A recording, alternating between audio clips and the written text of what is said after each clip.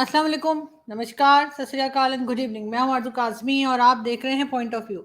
हमें जी जॉइन किया है डॉक्टर इश्तियाक अहमद साहब ने। अभी-अभी सर इंडिया से वापस आए हैं और यकीनन बहुत अच्छा विज़िट रहा होगा और लोग अब सर को मिस करेंगे कि चले गए। तो क्योंकि मैं भी फेसबुक के ज़रिए और सर से क्योंकि बात भी होती रहती थी, तो बहुत अपडेट रहने की कोशिश करती थी और बहुत अच्छा लगा सर। सबसे पहले तो बहुत शुक्रिया कि आज आपने जॉइन किया है। Thank you so much. बहुत-बहुत मेहरबानी, बहुत-बहुत शुक्रिया आरज़ू जी आपने इनवाइट किया। वाक़ई मैं हिंदुस्तान में तकरीबन पौने 3 महीने रह के आया हूँ और अभी भी मुझे लोग नहीं थे आने दे रहे, कह रहे थे जी आपका वीज़ा तो 3 महीने के लिए है, आप प्लीज़ और रुक जाएँ। मैंने कहा यार 3 महीने में भी वो जहाँ-जहाँ मुझे बुलाना चाहते हैं मैं नहीं जा सकता, अब मैं हुँ, थक गया हूँ। आखिर में फिर बॉम्बे में मैं रहा, वहाँ पे लोगों को एक क्रॉस हुँ, सेक्शन को, फ़िल्म वर्ल्ड को, बॉम्बे के मुसलमानों से बैठकें हुई हुँ। और तो अच्छा क्या कहते हैं, वो हो गया फ़िनाले बिफ़ोर आई लेफ्ट। हुँ। बिल्कुल और सर होना भी चाहिए क्योंकि इसी तरीके से जो है दोनों मुल्कों के लोग एक दूसरे के यहाँ जाएँगे तभी ये जो टेंशन बनी हुई है ये कम होगी। बल्कि बहुत से लोग तो अभी बीच में मैं कराची गई थी सर, वो मंदिर डिमोलिश जो किया है ना उसके जी, सिलसिले जी। में मैं वहाँ देखने के लिए गई थी। तो मुझे एक दोस्त इंडिया से वो शो भी जॉइन करते हैं, तो वो कहने लगे कि अच्छा मैंने बताया कि जी 2 घंटे की फ्लाइट है इस्लामाबाद से ये वो। तो कहते हैं अच्छा क्या जहाज़ चलते हैं? मैंने कहा अरे कमाल है, मतलब चलते हैं क्यों नहीं चलते? तो ऐसा है कि बहुत सी असल चीज़ें में ऐसी हैं जो हम लोगों को एक-दूसरे के बारे में गलत इन्फॉर्मेशन है या गलत इंडिया हमने सोच देखिए, के रखा है। इंडिया के अंदर जो पढ़े-लिखे लोग हैं, वो इस किस्म की नॉनसेंस बातें नहीं करते और बात बहुत ऐसे हैं जो जानते हुए सिर्फ़ हर्ट करने के लिए भी ये बातें करते हैं। मुझे अब पूरा एक्सपीरियंस हो गया है। यानी पाकिस्तान में जहाज़ नहीं चलते हाँ जी, तो जो इंडियन प्लेन गिराया था वो पाकिस्तानियों ने गिराया था कि नहीं अभी ये जो पिछले जंग हुई है। So I am not talking in as a वो क्या कहते हैं इस मूड में मगर ये नॉनसेंस बातें भी करने वाली जो है ना ये नहीं, मुनासिब नहीं है। नहीं, हाँ। सर वो पढ़े लिखे हैं, वो एक्चुअली कमर्शियल फ्लाइट्स का बीच में हुआ था ना कि कमर्शियल फ्लाइट्स के लिए कहा जा रहा था ऑयल नहीं है, तो कभी कह रहे थे पायलट का जो है अच्छा, उनके अच्छा। लाइसेंस फेक है, तो मेरे ख्याल है उस चक्कर में वो थोड़ा-सा अच्छा, कन्फ्यूज़ हो आई एम गए। सॉरी हाँ, नहीं, नहीं आई वो उसको नहीं कह मिसअंडरस्टूड। रहे। नहीं, नहीं, नहीं, अच्छा, आई तो वो उसमें शायद वो मिसअंडरस्टूड। मिसअंडरस्टैंड कर गए, तो मैंने उन्हें कहा नहीं, नहीं सब हो रहा है, सब मतलब इंटरनेशनल फ्लाइट्स भी चल रही हैं और डोमेस्टिक भी। लेकिन सर आज हम बात करेंगे कारगिल की। कारगिल की जो है वो एक तरह से इंडिया में तो सेलिब्रेशन की जा रही है उसकी जीत की और कारगिल निवास या इस तरह से कुछ नाम है। हमने ब्लंडर किया था, हम अब मानते हैं इस बात को। लेकिन सर आपके ख़्याल से क्या इसके बाद पाकिस्तान ने कुछ सीखा या वही गलतियाँ हम फिर दोहरा रहे हैं? देखें, अपना कारगिल तो हुआ है ना 1999 में। हुँ, हाँ जी, जी। तो उसके बाद पठानकोट जो है, वो हुँ, 2014 में हुआ है मेरे ख़्याल से जी। और फिर ये यूरी और पुलवामा और ये सारी हुँ, चीज़ें, तो पाकिस्तान ने बिल्कुल मुझे नहीं लगता कि कुछ सीखा है अभी तक। क्योंकि अभी तक वो बिलावल भुट्टो साहब जो फ़ॉरेन मिनिस्टर हैं, उन्होंने जो बयान दिया था, वो इंडिया पाकिस्तान की क्या कहते हैं, रेपरोशमा के लिए नहीं बल्कि उसको नुकसान पहुँचाने के लिए। तो हमारी लीडरशिप जो है वो या तो नालायक बहुत है या उसमें मौका परस्ती बहुत है कि इंडिया पाकिस्तान की दोस्ती हो ना हो, एक चीप पॉपुलैरिटी लेने के लिए आप इस किस्म की स्लोगन मॉन्गरिंग कर दें। तो मैं बिलावल भुट्टो जैसे फॉरेन मिनिस्टर्स को भी मैं समझता हूँ रिस्पॉन्सिबल कि ये दोनों मुल्कों में ताल्लुकात बेहतर होने से उनको बदतर होने की कोशिश करते हैं। और इंडिया में भी अब एक लॉबी है, वो कहते हैं भई हमको पाकिस्तान के साथ कोई इतना नहीं है। इंडो पाक जो था ना हाइफेनेटेड रिलेशनशिप हुँ, इट्स ओवर। हम अपने आप को इंडिया पैसिफिक समझते हैं यानी बाकी दुनिया के साथ पैसिफिक ओशन और ये और वो। हुँ, एनी हाउ ये उनकी ओरिएंटेशन अब है। तो लेकिन ऑन द होल जो पढ़े-लिखे लोग हिंदुस्तान के अंदर हैं, वो इतनी किताबें पढ़ते हैं। मेरी सब किताबें पढ़ी हुई थी लोगों ने जहाँ हुँ, पे बहस हुई है। पाकिस्तान में मेरी बहस हुई है बगैर लोगों की किताबें पढ़े हुए।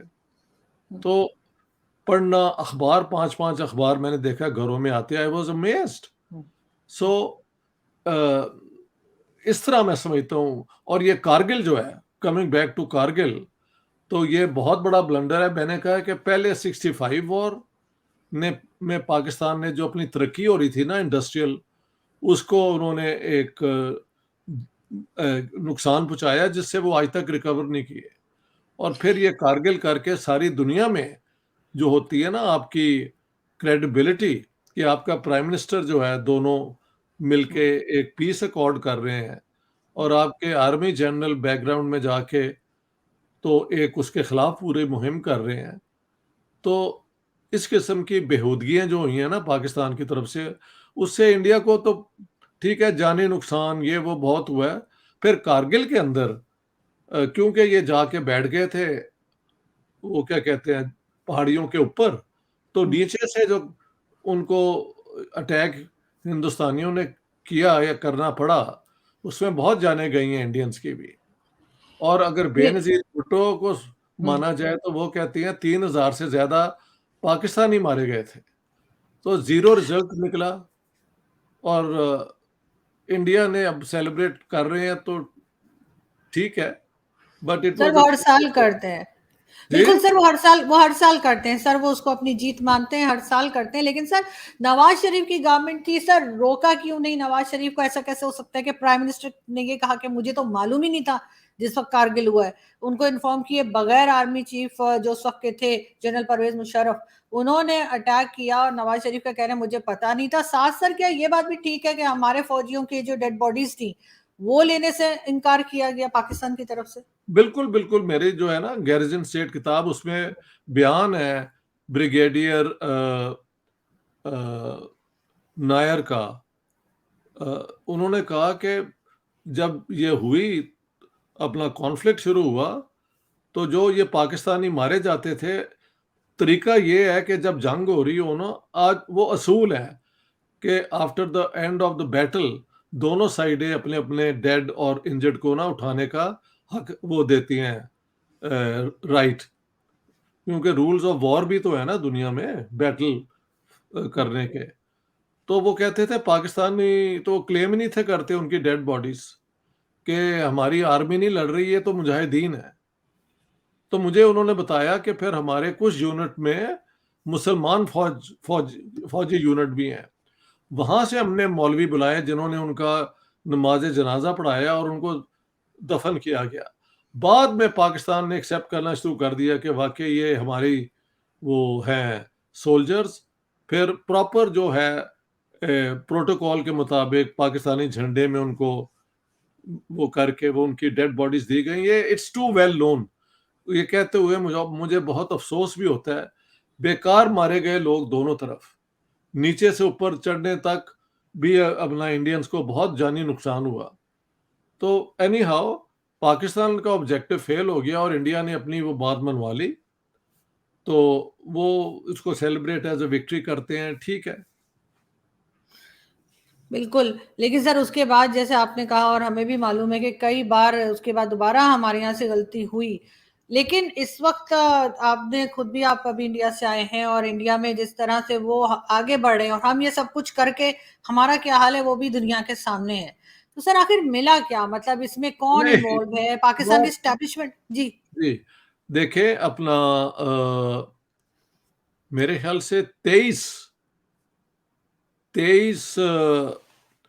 जुलाई को मेरे दोस्त हैं वहाँ इंडिया में, राजन खन्ना। पीछे से वो खानदान ये लाहौर का ही है, सैयद मिठा बाजार का। तो उनसे बहुत प्यार हो गया उनकी फैमिली से। उन्होंने कहा चलें आपको ताज महल होटल जो है ना, उनका बहुत बड़ी एक आइकॉन बिल्डिंग है, वहाँ पे चल के ना चाय कॉफ़ी पीते हैं।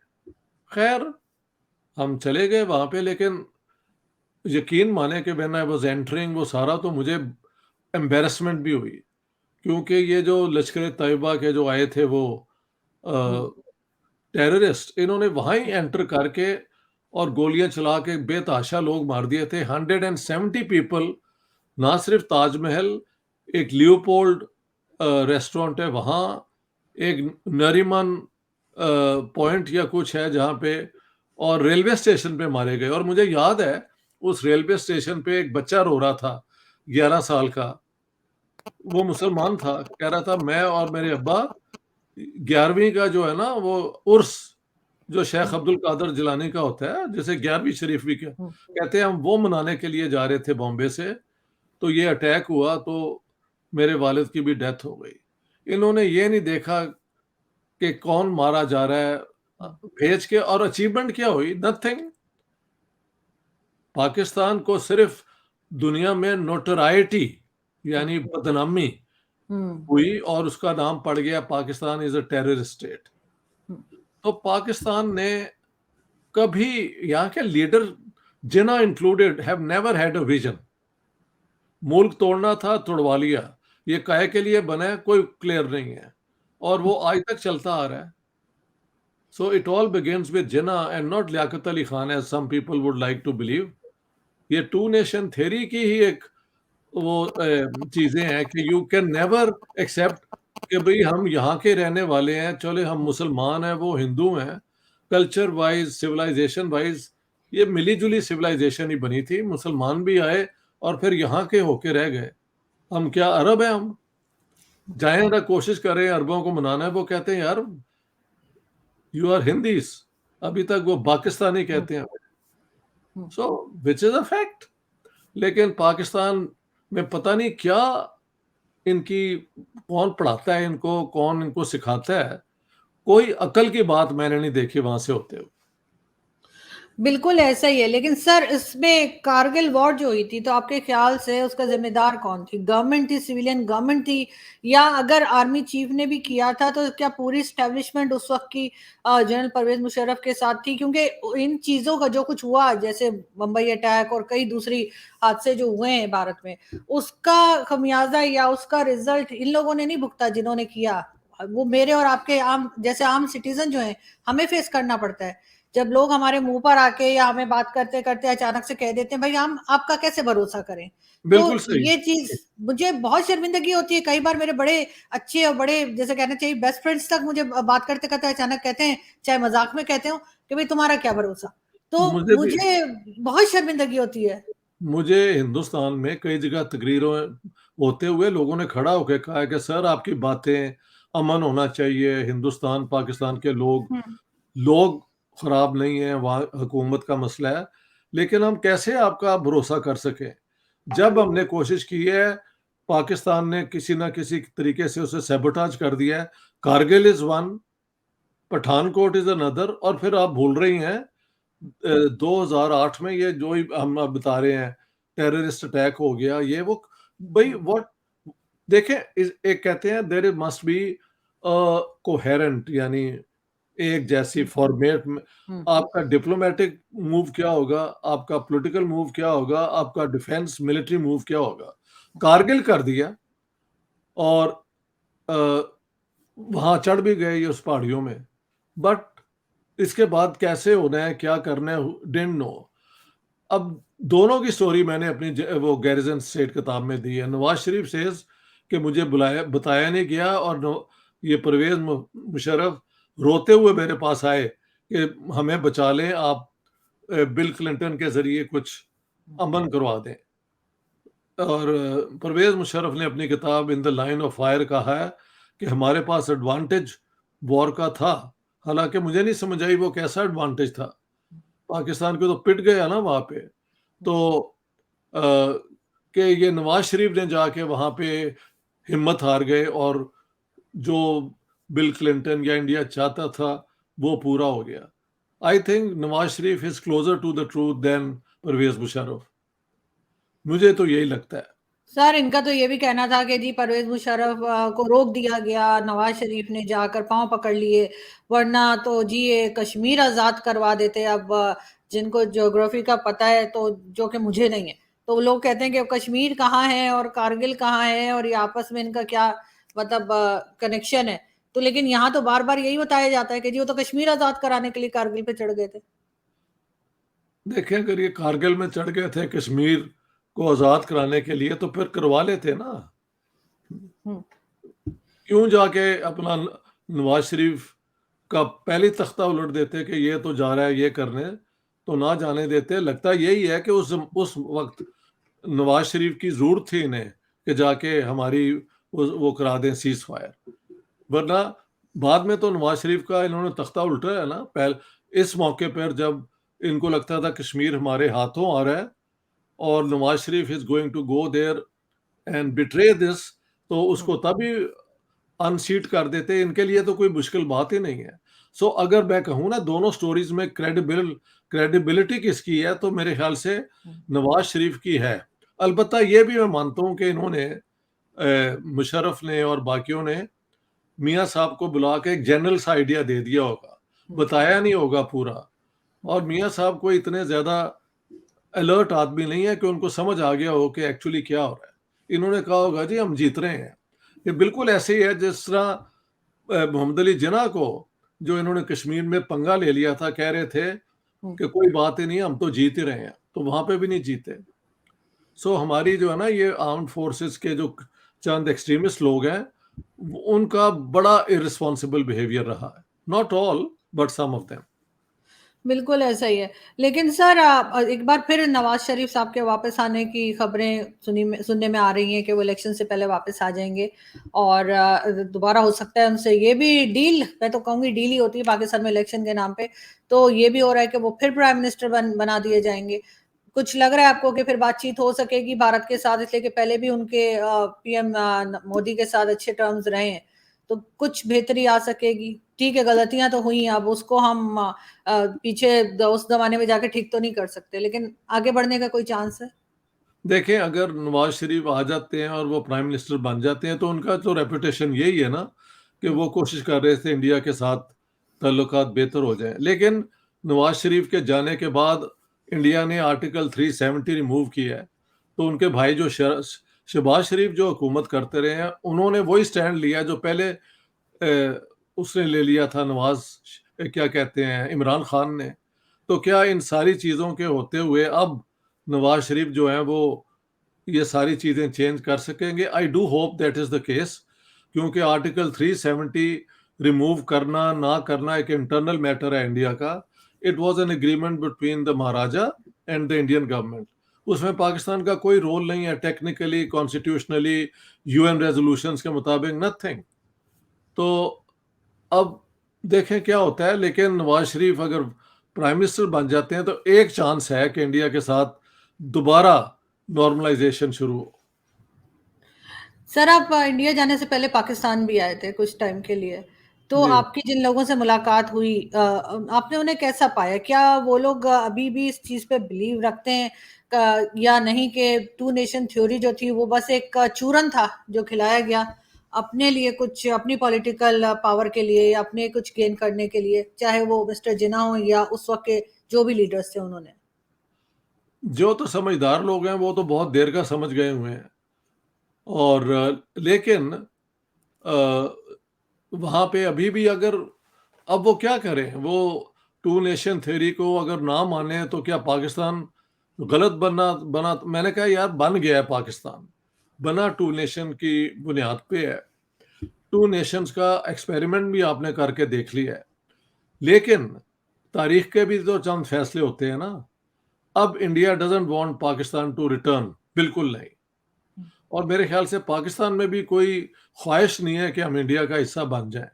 लेकिन दो स्टेट्स के होते हुए नॉर्मल रिलेशंस बन जाने, आना जाना रिलैक्स हो जाए और वो क्या कहते हैं, ट्रेड शुरू हो जाए, तो दो मुल्कों में इस तरीके से ताल्लुकात बेहतर भी हो सकते हैं प्रैक्टिकल तरीके से। बिल्कुल, लेकिन सर उसमें ज़ाहिर है कि जो पिछली गलतियाँ हैं और अभी तक आपने देखा कि बिलावल भुट्टो के टाइम तक यही बात होती आ रही है। लेकिन हो सकता है कि उसमें वो इतने मैच्योर नहीं हैं और एज़ अ फॉरेन मिनिस्टर काम करने का कोई तजुर्बा नहीं है। तो ये सर कह के क्या उनको साइडलाइन किया जा सकता है? वैसे आगे भी यही समझा जा रहा है कि फॉरेन मिनिस्टर के तौर पर बिलावल ही आएँगे। तो सर हमारे यहाँ तो हर चीज़ हम अमेरिका और सऊदी अरेबिया से बात करके करते हैं। तो क्या वहां से अमेरिका या उधर से कोई प्रेशर आ सकता है कि दोनों कंट्रीज आपस में टर्म्स ठीक करें, हिंदुस्तान पाकिस्तान? इस पे भी इंडिया में एक पॉइंट ऑफ व्यू है कि वेस्ट के अंदर भी शायद कोशिश है कि ये दोनों एक दूसरे से दूर ही रहें। आई डोंट नो, क्योंकि ये कंस्पिरेसी थ्योरीज है ना।